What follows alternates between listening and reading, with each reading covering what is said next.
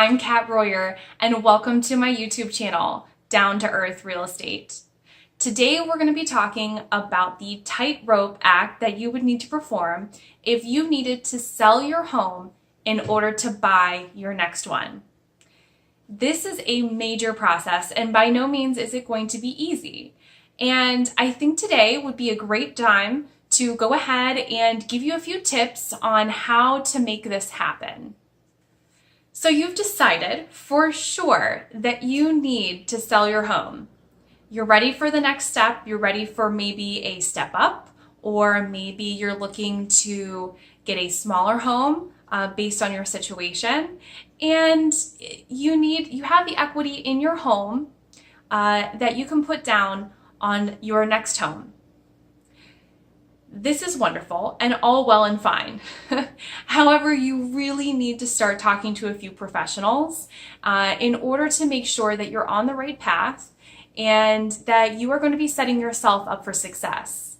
Now, this is with every buyer and every seller. There are some ducks that you need to put in a row to make the process go as smoothly as you can. Now, if you're doing both, it's a lot of ducks. So let me help you start lining those ducks up right now.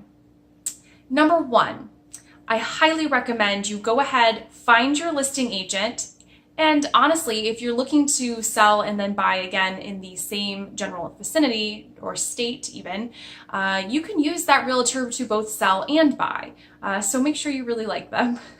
But go ahead and find that realtor. Have that realtor come to your home and do a full-on comparative market analysis, or CMA. You will need that realtor to walk through your home, look at everything, any upgrades that you've done. They may be able to advise you on projects as well that need to be done before listing. They can certainly help you through that process. But the most important thing that you're looking for really is the dollars and cents. You want that comparative market analysis to give you a few scenarios of what you would be selling your home for, and then getting you the true cost of selling your home, because there are extra expenses for sellers. So what you're asking for is a CMA and a net sheet with a few scenarios of, if I sold my home for this is how much I would net, and that's how much I would be able to put as a down payment on my next home. Now, number two, the second person that you really need to start getting involved now is your lender. So you have this net sheet in your hands, and you can provide that to your lender just as a rough estimate of what you're looking at getting from your first home.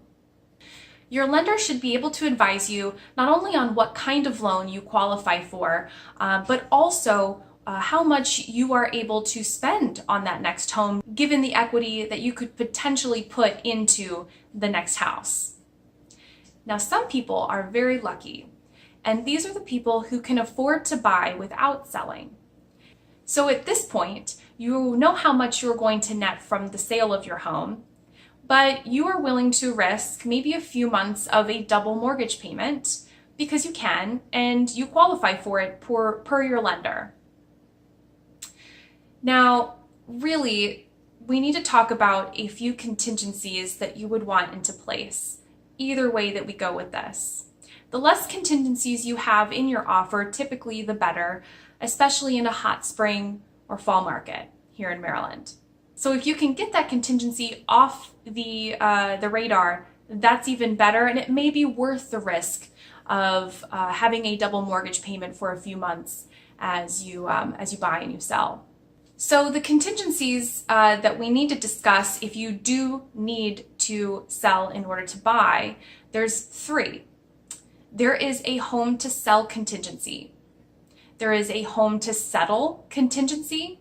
And there is also a home of choice contingency, all very much worth discussing as you're putting that offer together and going to be presenting it to the sellers of your next home. It's vital that if you are needing to sell in order to buy, that your home is ready to go, either on the market or ready to be put on the market. And the reason is a home to sell contingency means that you are still looking for a buyer. And any seller who is looking to sell their home, who is taking their home off the market and essentially reserving it for you, going under contract for you, wants you to be very serious in this process. They want to see your home on the market, really, ideally. And honestly, in an even more ideal situation is they want you to have a buyer already lined up. Now, this is a huge timing issue. I get it. Definitely timing is key. So you having your home ready to go on the market and ready to sell at the time of when you start really getting serious about your buying and possibly even you putting an offer on a home is major. Now, I mentioned a home to settle contingency.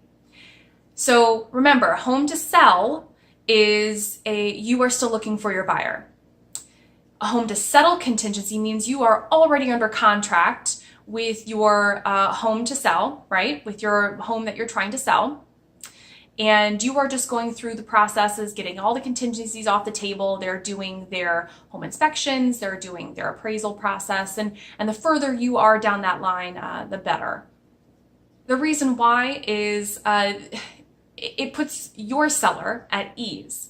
As a very strong buyer who knows what's going on and has their home already under contract, it's really a more ideal situation for a seller to accept your offer.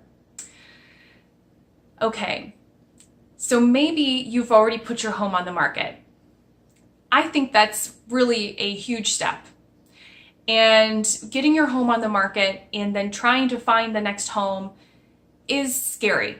I really do understand. It's scary. What if I don't find the home that I'm looking for?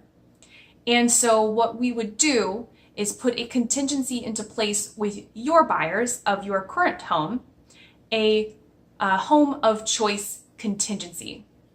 This gives you a limited amount of time, but still an amount of time to find your next home and then get under contract. Again, this is a timing issue. However, it does help make all the dominoes line up just a little easier, giving you a little extra time. So your buyer for your current home would have to accept that contingency and be okay with kind of things being up in the air for a week to 2 weeks. I've even seen a month long before. It really just depends on the market, and it certainly depends on the buyer and the buyer situation as well. Now, let's say you do have a home of choice contingency in place with your buyer, which is great, and you don't find your next house. It just doesn't come on the market. Maybe you've tried a few homes and offers are not being accepted, or you're in a very crazy market where you're getting multiple offers on things and you're just not winning. It happens. It's not ideal. However, it happens. Now, that is why we have that home of choice contingency in place, is so you can ask the buyer for either an extension or your buyer has the right to walk away, and you have the right to walk away from that whole offer altogether, that contract altogether. So that, as you can tell, there is certainly a tightrope act going on, and it is with you and it is with your agent who is right along beside you as well. One thing that I always ask my clients is, are you ready? And it's a loaded question. Have you been doing market research? Do we need to do further market research so you understand exactly what is on the market? Is there a home in mind that you definitely want to buy? Are you ready to start making some major life decisions? And these decisions are not to be made lightly, but they need to be made quickly, so that all of your dominoes do fall into place when the time is right. Surely I have given you a few great ideas as you negotiate through the selling and buying again process. That's it for today. Please be sure to stay tuned. Every Tuesday, I post a new video about the buying and selling real estate process, down to earth style.